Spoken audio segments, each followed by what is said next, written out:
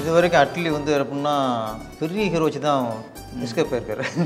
நீங்கள் ஷாருக்கான் விஜய் வச்சு பண்ணுங்களா, அவரை வச்சு பண்ணுங்க. ஒரு சவால் மாதிரி இருக்கு. சவால் விஜய் சேதுபதி வந்து வில்லனாக தான் ஜெயிச்சுக்கிட்டு இருக்காரு. இந்த லோகேஷ் தான் அவரை வில்லன் உள்ள இழுத்து விட்டார். ஆமாம், அதுக்கு பரிகாரம் பண்ணணும்ல. கஞ்சா, போதைப் பொருள், அது நெல்சன் அவங்களும் கொஞ்சம் குறைச்சோம். அஜித்தை பொறுத்த வரைக்கும் பார்த்தா அவர் தேட்டர் சொல்லுவாங்க லேட்ஸ் கூட வர மாட்டேங்குது. அப்போ ஒன்று முடிவு பண்ணேன், அது இல்லை படம் நீங்கள் பண்ண போகிறீங்க சொல்கிறாரு. அதில் பண்ணுவார் அவர்.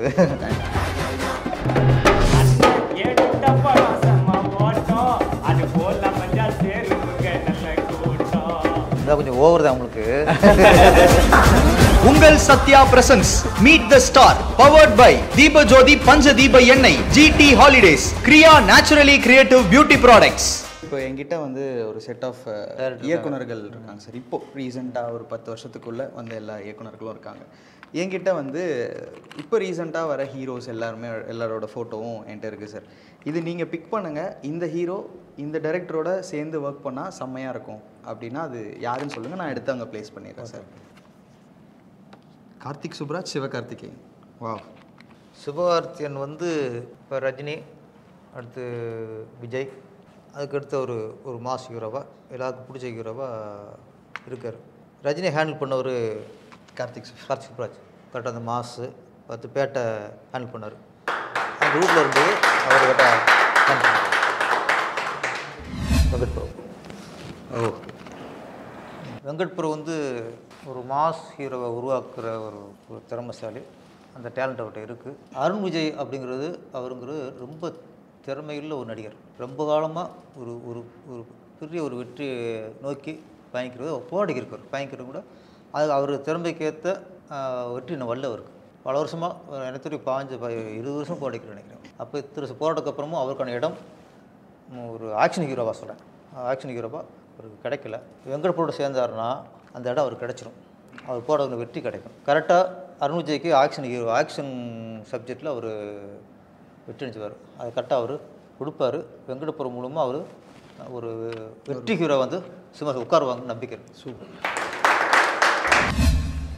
லோகேஷ் அதாவது இவங்க வில்லனாக பண்ணியிருக்காரு ஒரு படத்தில், நீங்கள் ஹீரோவாக. ஆமாம், ஏன்னா விஜய் சேதுபதி வந்து இப்போ கொஞ்சம் ஒரு 2-3 வருஷமாக வில்லனாக தான் ஜெயிச்சுக்கிட்டு இருக்காரு. ஹீரோ நடித்த படம் வந்து சரியாக போகல. அப்போ மக்கள் மத்தியிலும் சரி, இண்டஸ்ட்ரி மத்தியிலும் என்னென்னா இதுக்கப்புறம் அவர் ஹீரோ பண்ணால் ஒர்க் அவுட் ஆகுமா அப்படின்னு சந்தேகத்தை கிளப்புறாங்க. ஏன்னா அவர் ஹீரோவாக ஒர்க் அவுட் ஆவார், அவர் ஜெயிப்பார். ஏன்னா அவருக்குன்னு திறமை இருக்குது. அதுக்கான இயக்குனர் அமைஞ்சிட்டா அவர் திரும்ப ஹீரோவாக மாஸ் ஹீரோவாக அவரும் ஒரு வாய்ப்பு இருக்குது. அதுக்கான ஆள் நம்ம லோகேஷ் தான். சார் இப்போது இந்த கமர்ஷியல், ஏன்னா இந்த லோகேஷ் தான் அவரை உள்ள இழுத்து விட்டது. ஆமாம், அதுக்கு பரிகாரம் பண்ணணும்ல. அதுக்கு பரிகாரம் பண்ணணும்னா திருப்பி ஹீரோ வச்சு படம் பண்ண தான் அது பரிகாரம். சார் இப்போது இருக்கிற இதிலே வந்து பார்த்தீங்கன்னா இந்த கமர்ஷியல் அந்த ஃபார்மெட்டை வந்து ரீடிஃபைன் பண்ணி ஆமாம், புதுசாக ஒரு கமர்ஷியல் ஃபார்மெட் ஒன்று பண்ணியிருக்காரு. எவ்வளோ என்ஜாய் பண்ணுறீங்க சார் இவர் படங்களில்? கமர்ஷியலில் இப்போது அவர் தான். ஏன்னா சாங்ஸாக இருக்கட்டும், மேக்கிங்காக இருக்கட்டும். இன்னொன்று நம்ம கமர்ஷியல் படத்தில் சில படம் கமர்ஷியல் நல்லாயிருக்கும், ஆனால் மேக்கிங்கில் கோட்டை விட்டுருவாங்க. ஆனால் இவர் என்ன மேக்கிங் இங்கிலீஷ் படம் மாதிரி இருக்கும். ஒரு ஹாலிவுட் படம் மாதிரியே ஒரு மேக்கிங் இருக்கும். அதுக்குள்ளே கமர்ஷியலில் கரெக்டாக கொடுப்பாரு. ரெண்டையும் பேலன்ஸ் பண்ணுறது கஷ்டம். அது வந்து ஒரு மணிரத்னம் அதை பண்ணுவார். ஃபஸ்ட்டு நாயகன் படம் அது கொஞ்சம் ஒரு ஒரு ஒரு எமோஷனான ஒரு ஆக்ஷன் படம் தான் அது. ஆனால் மேக்கிங் அப்போவே மிரட்டிப்பார், அப்படி பண்ண முடியுமான்ட்டு. அது மாதிரி மேக்கிங்கோட ஒரு ஆக்ஷன் படத்தை கொடுக்குறது லோகேஷ்.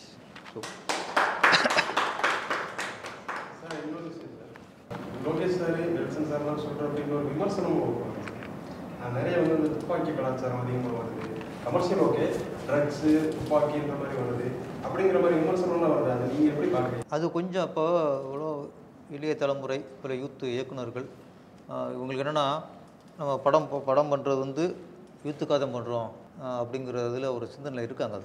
அது அதுலேருந்து வெளியே வரணும். சினிமாங்கிறது எல்லா மக்களுக்கானது, யூத்துக்காக மட்டும் சினிமா இல்லை.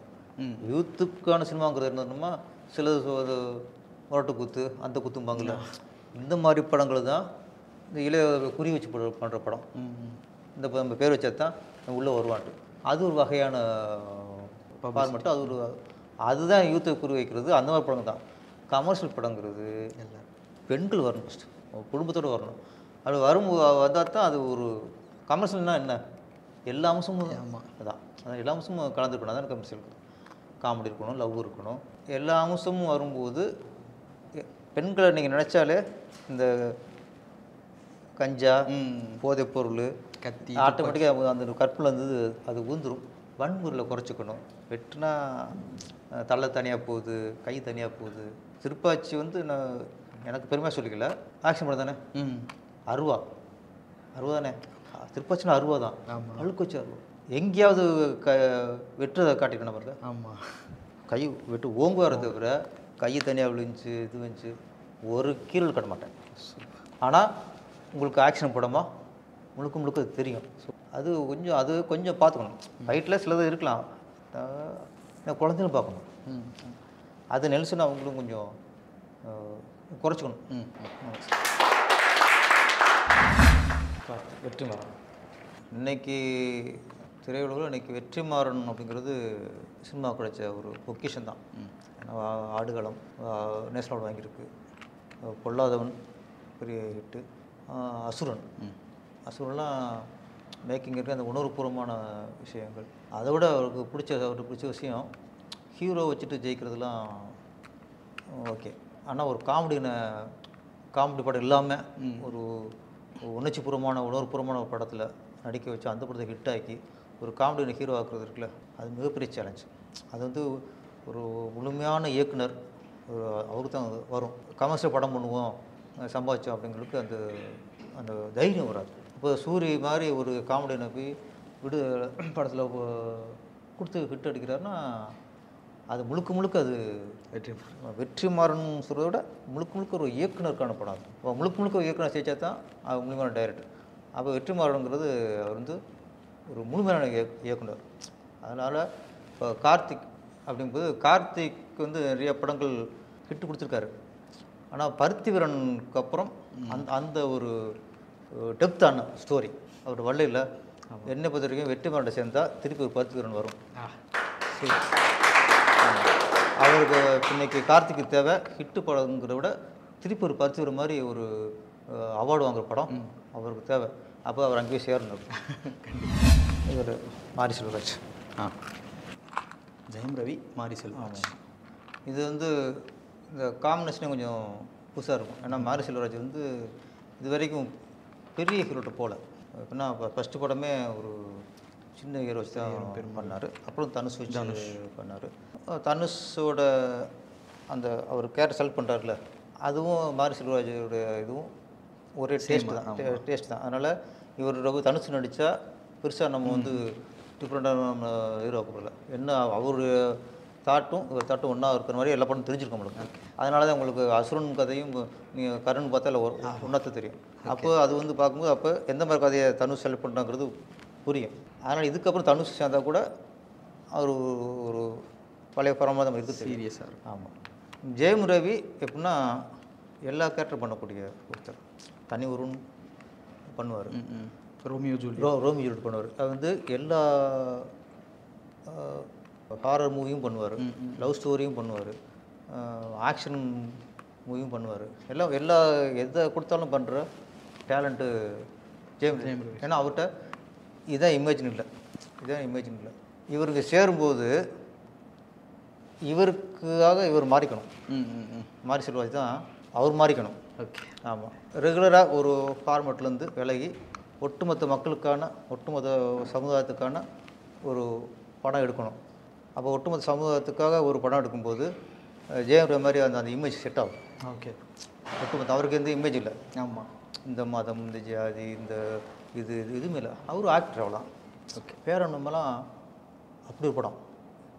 எனக்கு எப்படி கார்த்திக் எப்படி பருத்திக்கிறனோ அதே மாதிரி ஜெயம் ரவிக்கு ஒரு பேராண்மை அவருக்குன்னு சொல்கிறேன். இன்னொரு பேராண்மை தேவைப்படுது. அப்படி ஒரு பேராண்மை கொடுக்கக்கூடிய ஒரு ஆள் தான் மாரி செல்வராஜ். ஆமாம், அதுக்கு அந்த அந்த கேம்ப் வந்தால் அந்த பேராண்மை மாதிரி ஒரு படம் வருங்கிறது என்னோடய நம்பிக்கை. சூப்பர். சேர்த்து வைக்க வேண்டியது. அட்லி இது வரைக்கும் அட்லி வந்து எப்படின்னா பெரிய ஹீரோ வச்சு தான் எஸ்கேப் ஆயிருக்காரு.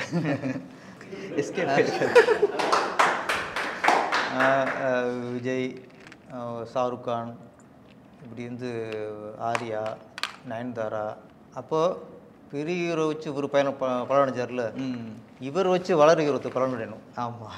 அப்போ கவின் வந்து ரொம்ப நாளாக போராடி இன்றைக்கி தான் ஒரு இடத்த பிடிச்சிருக்காரு. அவர் டீச்சரில் பண்ணி பல வருஷம் போராட்டம்.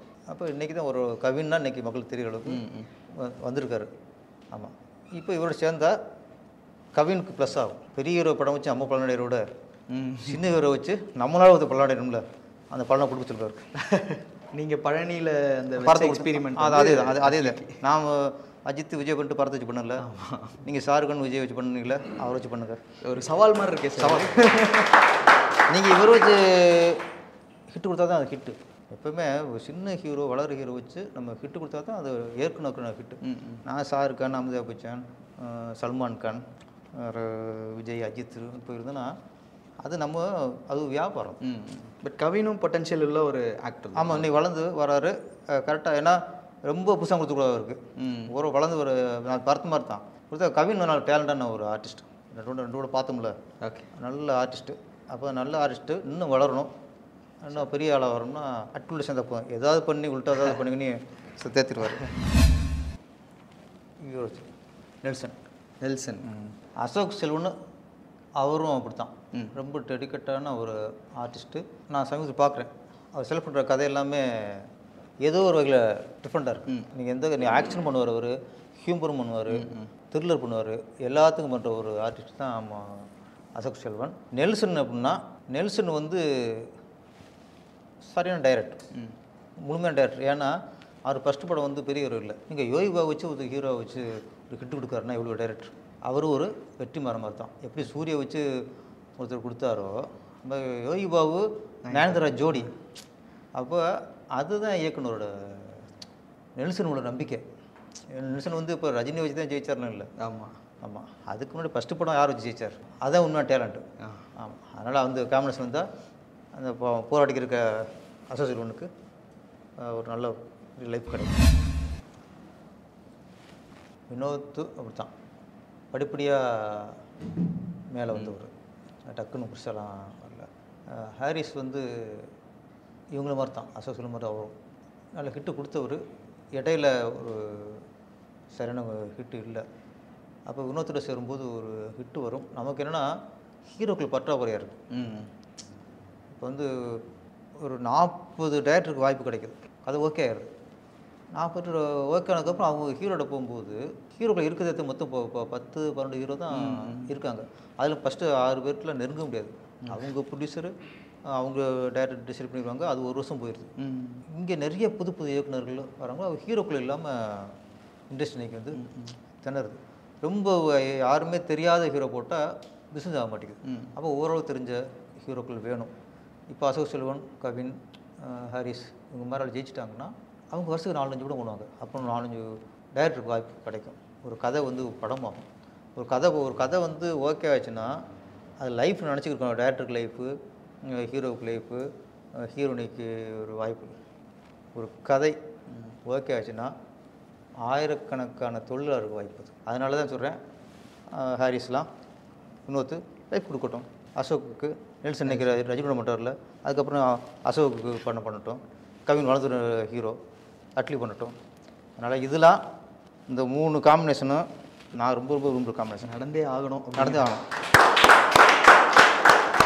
உங்களுக்காக ஒரு சாங் ஒன்று வந்து ரெடி பண்ணியிருக்காங்க சார். அப்படியா? அவங்க கூப்பிடுவோமா? பணமட்டை டீம் சார். இவங்க பணமட்டை இவங்க ஒரு யூடியூப் சேனல் வச்சுருக்காங்க. ஸோ அந்த டீம்லேருந்து தலைவர் வந்து பயங்கரமாக பாடுவார். உங்களுக்காக அவர் தான் பாட்டை எழுதி இப்போ பர்ஃபார்ம் பண்ண போகிறார். எழுதுறது வந்து அம்மன்பட்டி சே ராசமாணிக்கம். ஆமாம் சார். அண்ணன் எடுத்த படம் செம்ம ஓட்டம், அது போல மஞ்சா சேருமுங்க நல்ல கூட்டம். அண்ணன் எடுத்த படம் செம்ம ஓட்டம், அது போல மஞ்சா சேருமுங்க நல்ல கூட்டம். அண்ணன் தந்த பாட்டு எல்லாம் செம்ம ஹிட்டுங்க, தளபதிக்கு அண்ணன் தான் செம்ம ஃபிட்டுங்க. எப்பா சாமி நீ கொஞ்சம் வாணி, நல்ல படக்காமி இல்லை என்ன பொண்ணு. எப்பா சாமி நீ கொஞ்சம் வாணி, நல்ல படக்காமி இல்லை என்ன பொண்ணு.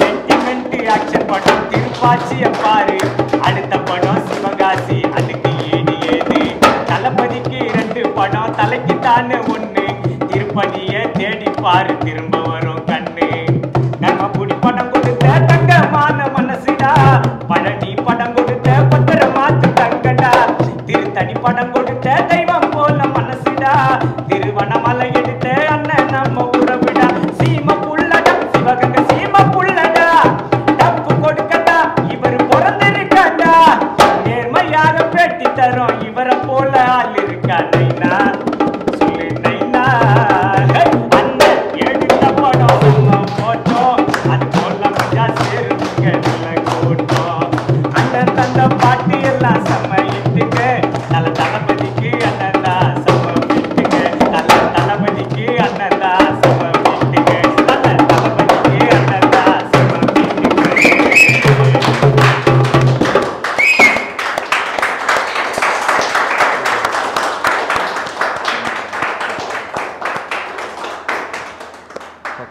எப்படி இருந்தது? இல்லை நம்ம எழுதின பாட்டோட ரொம்ப நல்லா இருக்கு. ஆமாம், ராஜமாணிக்கத்துக்கு வாழ்த்துக்கள். கத்தாரில் இருக்காரு. ஆமாம், ஓகே ஓகே, வாழ்த்து சொல்லிருங்க அவருக்கு. இதான் கொஞ்சம் ஓவர் தான் உங்களுக்கு.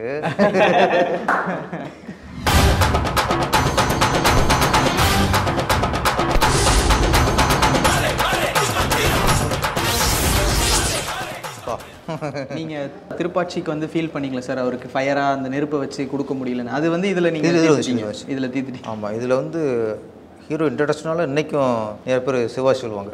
சிவாஜி மாதிரி ஹீரோ இன்ட்ரடக்ஷன் இருக்க முடியாதுமாங்க. அந்தளவுக்கு அமைஞ்சது. தேட்டரில் தான் எடுக்கிறது ஒரு சின்னது ஸ்பாட் எடுப்போம், எடிட்டிங்கில் பார்த்துருவோம், அதில் முடிச்சுப்போம். அந்த மக்களோட பார்க்கும்போது தான் சில சீன்ஸ்க்கு அந்த வீரியம் தெரியும். இன்ட்ரெஸ்ட் வரும்போது நான் தேவியில் பார்க்குறோம், நான் விஜய் சார் ஒன்றா தான் உட்காந்து பார்க்குறோம். வரும்போது தேட்டர் ஒரு தச்சியில் உட்காந்து போகிறோம், பேப்பர் பறக்கும். அப்போ தான் அப்போது ஹீரோ இன்ட்ரடக்ஷனுங்கிறது முக்கியம். அப்போ ஒரு ஹீரோ ஃபேன்ஸ், இப்போ ரஜினியாக இருக்கட்டும், விஜய் சாராக இருக்கட்டும், அஜித் சாராக இருக்கட்டும், அவங்க ஃபேன்ஸுங்கிறது தேட்டருக்கு வர்றதுக்கு முன்னாடி எவ்வளோ ஒரு எதிர்பார்ப்பு, எவ்வளோ ஒரு எமோஷனில் வருவாங்க, ஒரு மூஞ்சி பார்க்குறக்கா எவ்வளோ இதாக இருப்பாங்க. அதை டக்குன்னு காட்டிடக்கூடாதுன்னு முடிவு பண்ணேன். திருப்பாச்சி பண்ணும்போது அதை பண்ணிட்டேன். ஏன்னா நாமளாக ரஜினி ரசிகர். ரஜினி ரசிக்கும் போது நம்ம ஒரு தேட்டருக்கு படம் பார்க்க முன்னாடி 4 hours ஸ்பெண்ட் பண்ணுவோம். வீட்டில் கிளம்புறது பார்த்தா அதுக்கப்புறம் 4 hours தேட்டரில் போய் 1 hour டிக்கெட் எடுக்கிறதுக்கு போராடுறது, இதெல்லாம் மீறி உட்காந்து தலைவரை பார்க்கும்போது எங்கே டக்குன்னு எங்கடா நம்மள அப்படின்னா டக்கு திரும்ப வச்சுங்களேன், நமக்கு எனர்ஜி போயிடும். அப்போ அவருக்கு ஒரு பில்டப் கொடுத்து வந்தால் தான் நம்ம கத்தி கதட்டி வரும்போது சூப்பர் இருக்கும். அது மாதிரி சில இடத்துல எனக்கு ஒரு பாதிப்பு இருந்துச்சு. ஒரு ரஜினி சார் படம் தான், நான் மகான் இல்லை. எங்கள் ஊர் நாட்ஸ்கோட்டை நான் வந்து காரைக்குடிக்கு போகிறோம். அங்கேருந்து 25-40 கிலோமீட்டர் சைக்கிளே போகிறது. சைக்கிளே போய் டிக்கெட் எடுத்துகிட்டு அது படம் திட்டி பார்த்தா ஒரு கார் நிற்கிது, டோர் ஓப்பன் ஆகுது, ஷூ வைக்கிது. நம்மளாம் பேப்பரில் முறை பிடிச்சி கத்துறாங்க.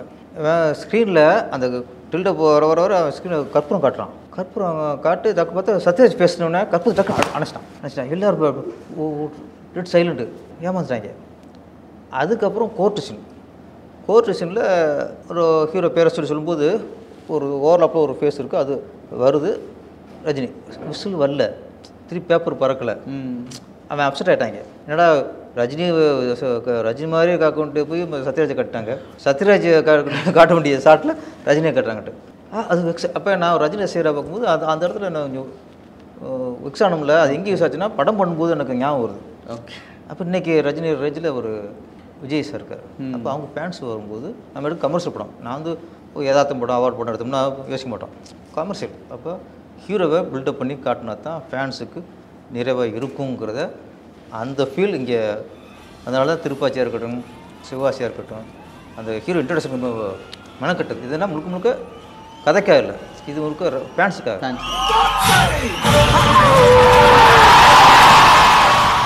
ஒரு நியூஸ் ஒன்று ரீசெண்டாக கொஞ்சம் வருஷத்துக்கு முன்னாடி கேள்விப்பட்ட நீங்கள் சாருக்கு போயிட்டு கதை சொன்னீங்க அப்படிங்கிற மாதிரிலாம் உண்மையாக சொன்னீங்களா? என்ன மாதிரி கதை அது? நான் சொன்னது உண்மை. அது அப்போ வந்து சர்க்கார்னு நினைக்கிறேன், சர்க்கார். அது நான் ஃபுல்லாக அரசியல் கதை சொன்னேன். கதை கிட்ட போனால் இப்போ தான் சர்க்காரில் முழுசாக வச்சு பண்ணியிருக்கோம், செஞ்சுருக்கோம். இது கொஞ்சம் அரசியல் கதை இப்போதைக்கு வேணாம், கொஞ்சம் லேட்டாக பண்ணிக்கலான்ட்டு. ஸோ வேறு ஸ்கிரிப்ட் பண்ணிட்டுனா வர சார் அப்படின்றது. அந்த நேரத்தில் சர்க்கார் வந்ததுனால அந்த கதை கொஞ்சம் அவர் அவாய்ட் பண்ணிட்டார். அதுக்கப்புறம் நான் ரெடி பண்ணுறதுக்குள்ள அப்புறம் டக்குன்னு வேறு கமிட்மெண்ட் அப்படியே போயிட்டார். இருந்தாலும் ட்ராவல் பண்ணி இப்போ அரசியலுக்கு வந்துட்டார். அது இல்லை படம் இனிமேல் பண்ண போகிறதுன்னு சொல்கிறாரு. அதனால் பண்ணுவார் அவர். பண்ணுவார். ஃபேன்ஸ் விட மாட்டாங்க. முதல்ல நடிகர் அப்புறம் அதுவும் மக்களுக்கு பிடிச்ச நடிகர். இந்த படங்களை பார்த்து அவர் கேரக்டர்லாம் பிடிச்சி போய் நடிப்புலாம் பிடிச்சி போய் தான் இன்றைக்கி கோடிக்கணக்கான ரசிகர் இருக்காங்க. அவங்களும் நம்பி தான் இன்றைக்கி அரசியலுக்கு வராரு. அப்படிங்கும்போது கரெக்டாக ஒரு அரசியலில் ஒரு ஸ்டடியாக அவர் வர வரைக்கும் நடித்து தான் ஆகணும். விட்டார்னா ஒரு 6 மாதம் பரவாயில்ல, திருப்பி நான் 5-6 வருஷங்கும்போது எப்படி படம் இல்லாமல் எப்படி அவங்களுக்கு எனர்ஜி இருக்கும், சோர்ந்துருவாங்க. அதனால் படம் பண்ணணும். அவர் யாரோ ஒரு ஜெயிச்சதுக்கப்புறம் அரசியல் போய் ஜெயிச்சுட்டு ஓகே இனிமேல் முழுக்க மக்களுக்கு தான் தொண்டு பண்ண போகிறோம், சேவை செய்ய போகிறோம் அப்படிங்கிற பட்சத்தில் தான் ஓகே அதை நிறுத்தணும். நம்ம வந்து டைரக்டரில் நான் ஒரு பொதுவான ஒரு குடிமான என்னோட கருத்து அது. அதனால் தளபதி தொடர்ந்து நடிப்பார், விட மாட்டார். உடையப்பா ஃபேக்டரி வழிகட்டவன் யாருடா? நீ எங்கடா வந்த? ஆனா உங்களுக்கும் எனக்கும் பேச்சுக்கா, நான் அப்பச்சியோட பேசிக்கிறேன். உடையப்பா கொஞ்சம் பொறுப்பா, அந்த புள்ளதான் அப்பச்சிட்டு ஏதோ பேசணும்னு சொல்லுது, பேசட்டுமே. நீ பேசுப்பா. இவங்களோட காம்போ வந்து ஒரு பயங்கரமான காம்போ சார். கொஞ்சம் படங்கள் தான் பண்ணியிருக்காங்க, இருந்தாலும் ஒரு மாதிரி ஒரு ஃபயர் காம்போ. ஸோ இவங்களை 2 பேரை வச்சு ஹேண்டில் பண்ணுறது லைக் 2 பேருமே ஈக்குவலாக பெர்ஃபார்ம் பண்ணுவாங்க. ஸோ எப்படி இருக்குது? இல்லை உங்களுக்கு இந்த மாதிரி ஒரு பவர்ஃபுல் வில்லன் பிரகாஷ்ராஜ் அப்படிங்கிறது வெறும் சீரியஸ் வில்லன் மட்டும் இல்லை, அவர் கொஞ்சம் அவர் ஹியூமரோட கலந்து பண்ணுற வில்லன். அவர் அப்படி ஒரு வில்லன் அமையும் போது தான் அவங்களுக்கு ஈக்குவலாக டஃப் கொடுக்குற ஒரு நடிப்பு வரும், உங்களுக்கும் ஹீரோக்களுக்கும் ஒரு வெறி வரும். அப்போ ஸ்கிரிப்ட் பண்ணும்போதே அப்போ இவர் பண்ணாலும் அதுக்கு ஆப்போசிட்டாக ஹீரோவுக்கு இன்னும் டைலாக் போடுறது, அவருக்கு ஒன்று போடுறது, இவர் ஒரு ரியாக்ஷன்னா அவருக்கு இன்னும் ரியாக்ஷன். அப்போ டைரக்டருக்கு சவாலாயிரும். அப்போது பிரகாஷ்ராஜ் அப்படிங்கிறது மிக மிக திறமைசாலியான ஒரு நடிகர். அவர் கொஞ்சம் சாப்பிட்டு ஹீரோவுக்குலாம். ஹீரோக்கு உஷாரா இல்லைன்னா அவர் சின்ன ரியாக்ஷனை சாப்பிட்டு போவார். என்னன்னே அந்நிய மாதிரி மாறி மாறி பேசுகிறேன் கேட்டனா? இதுலேருந்து பிரகாஷ்ராஜ் இல்லாமல் வேறு யாராவது போகிறதா கூட இந்தளவுக்கு சீன் ஒர்க் அவுட்டாக இருக்குமாங்கிறத விட்டு தான். அப்போ இதில் விஜய் சார் எந்தளவுக்கு சிவாசில பலமோ அதே பலம் வில்லன் பிரகாஷ்ராஜ். உனக்கு அண்ணன் முறை வேணும். அட ஏங்க நீங்க வேற, கூட பிறந்த அண்ணங்க 2 பேர் இருந்தோம் இந்த தெருவில் கிடக்குற. இப்ப போய் நீங்க அண்ணன் முறை ஆட்டுக்குடி முறை எனக்கு அரசனா பாரு, எத்தனை தடவை சொல்றது? வரும் பொருள் எல்லாம் புலம்பிட்டே இருக்க. உன்னை கட்டினதுலேருந்து இதே பழப்பா போச்சு. சரி வியாபாரத்தை பாரு, நான் மில் வரைக்கும் போயிட்டு வந்துடுறேன். இதில் 2 விஷயம் இருக்குது சார். ஒன்று வந்து சென்டிமெண்ட் சீன். நீங்கள் சொன்னீங்க நான் வந்து எனக்கு யதார்த்த சினிமா பண்ணுறது தான் ரொம்ப பிடிக்கும் அப்படின்னு. உங்களோட கமர்ஷியல் படங்கள்லேயே இந்த எமோஷ்னல் சீன், சென்டிமெண்ட் சீன்லேயே வந்து நீங்கள் சொன்னது புரிஞ்சிருச்சு. ஓகே இவர் கண்டிப்பாக அது மாதிரி ஒரு படம் பண்ணியிருந்தாருன்னா இது இருந்திருக்கும் அப்படிங்கிறது. இந்த எமோஷ்னல் சீன் இது எப்படி சார்? ஏன்னா ஒரு பெரிய ஹீரோ எமோஷன் ஆனார்னா மக்களும் எமோஷன் ஆகிடுவாங்க. அதுக்கேற்ற ஒரு வேல்யூ இருக்கணும்ல அந்த சீனில். எப்படி அதை பிடிக்கிறீங்க அந்த கண்டென்ட்டை? நம்ம என்ன தான் கமர்ஷியல் ஆக்ஷன் பண்ணால் கூட அதுக்காக படம் ஓடிடுறது. இப்போ உங்களுக்கு இப்போ சிவகாசி அப்படின்னா ஹீரோ இன்ட்ரடக்ஷன், ஃபைட்டு, சாங்கு அது வெற்றி இல்லை. சிவகாசி வெற்றிக்கு காரணம் இந்த மாட்டுத்தூரத்தில் அம்மா பார்த்தார்ல அந்த சீனும், இந்த பருத்திப்பால் வைக்கும்போது தங்கச்சி பார்த்த சீன் தான். இது 2 இது தூக்கிட்டோம்னா படம் ஓடிருக்காரு. எந்த படம் வந்தாலும் சென்டிமெண்ட் வந்து கரெக்டாக இருக்கணும். அந்த சென்டிமெண்ட் வந்து சும்மா சென்டிமெண்ட்னு வச்சோம், தங்கச்சி செத்து போச்சு, அம்மா செத்து போச்சு, அந்த அம்மா செத்துச்சுன்னா ஆடியன்ஸ் கண்களுக்குற அளவுக்கு பெரிய சீன் இருக்கணும். அவனும் அம்மாவை நினச்சிருக்கணும், அவனும் தங்கச்சியை நினைக்க வைக்கணும். அதை நினைக்க வைக்கிறதுக்கான ஒரு சின்ன விஷயங்கள் இருக்குது. அதை பண்ணால் தான் சீன் நிற்கும்.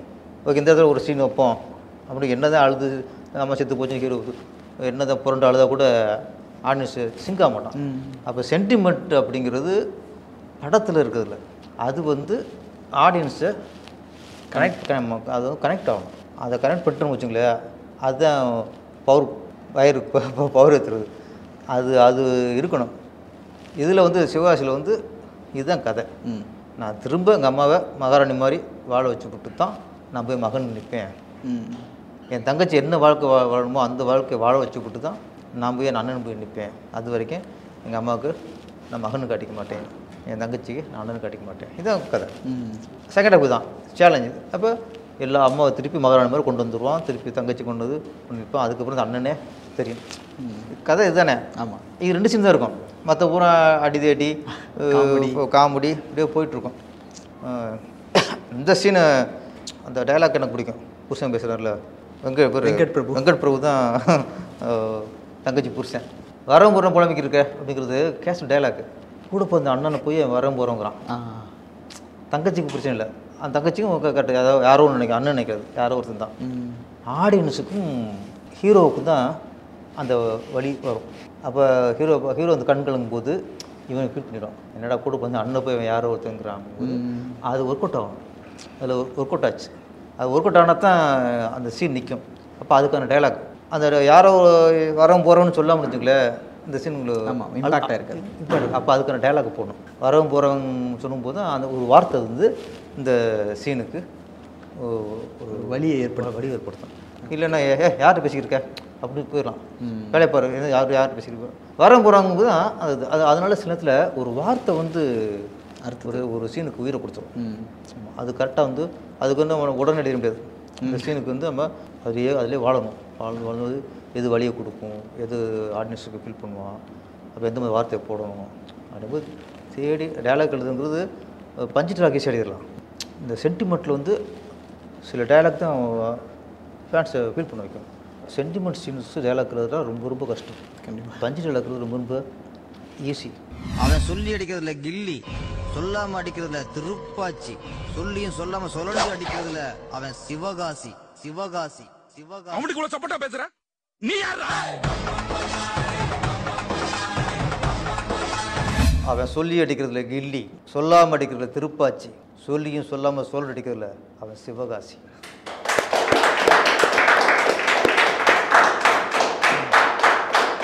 நீங்கள் பெர்ஃபார்ம் பண்ணதுக்கப்புறம் விஜய் சாரோட ரியாக்ஷன் என்ன இருந்தது? அவர் பார்த்துருப்பார்ல. அவர் என்ன பண்ணார், டப்பில் பார்த்தாரு, ஓகே விட்டார். அப்புறம் ட்ரெய்லரு ரெடி பண்ணோம். அப்போ சன் டிவி தான். இப்போ தான் எல்லா டிவியும் ட்ரெயிலர். அப்போலாம் சன் டிவியில் ஒரு 10 மணிக்கு இருந்து 10 வரைக்கும் ட்ரெயிலர் போடுவாங்க. அப்போ அதுக்கு ரெடி பண்ணி கொடுப்போம். அப்போ காட்டினேன், சார் அந்த ட்ரெயிலர் ரெடி பண்ணிருக்கு சார். ட்ரெயிலர் பார்த்தார். பார்த்து அதுலேருந்து டைலாக் இல்லை. பார்த்துட்டு நீங்கள் பேசுனீங்களே அந்த சொல்லிருக்கிற கில்லி, அதை அங்கே எங்கேயா சேர்த்துருங்க அப்படின்னாரு. சரி ஓகே. அப்புறம் அப்போ ட்ரெய்லரில் திருப்பி அவன் சொல்லியிருக்கிற கில்லி அட்டமாக போயிட்டுருக்கான். சொல்லாமனுக்கு திருப்பாச்சி, அதுக்கு ஒரு ஆக்ஷன் பிளான்.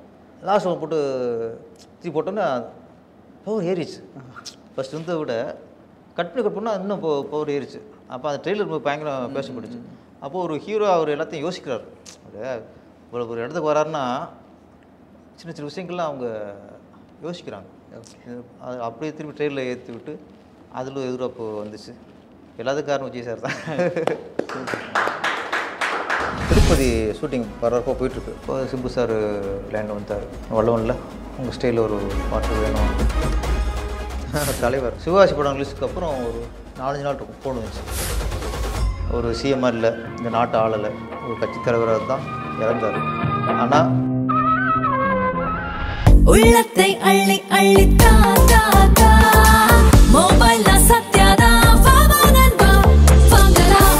லேட்டஸ்ட் மொபைல்னா சத்யாதான்.